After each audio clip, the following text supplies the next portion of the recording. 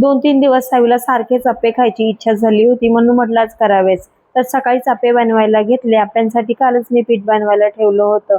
तर काही करायला घेतलं म्हणजे पूर्ण सकाळी किचनमध्येच कशी जाते समजत सुद्धा नाही. आणि उभं राहून पाय दुखतात आणि घामाच्या धारा लागतात ना, त्या मात्र वेगळ्याच. आप्पे तयार झाले तसेच सावीच्या तोंडाला पाणी सुटलं होतं. मग लगेचच आम्ही दोघींनी आप्पे खाऊन घेतले आणि इतके छान झाले होते ना, काय सांगू. आता खाऊन झालं, पण सकाळपासूनचा जो पसारा आवरायचा राहिला होता ना, मग लगेचच त्या कामाला लागले. एक काम हातात घेतलं की सगळी कामं आवरत नाही तोपर्यंत काय मला आराम करता येत नाही. तशी मला सवयच लागली आहे. त्याच्यामुळे ना कामं आवरली की असा दम लागतो ना, की काय सांगू. त्यात या सावीने कामं वाढवलं नाही असं तर कधी होणारच नाही. एवढं काम करून दिलं तेच खूप जास्त होतं. एवढं काम करून दिलं तेच माझ्यावर उपकार, दुसरं काय.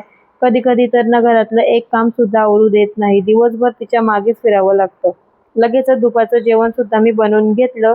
साधी मुगाची खिचडी, मुगाच्या डाळीची खिचडी बनवली. चला बाय.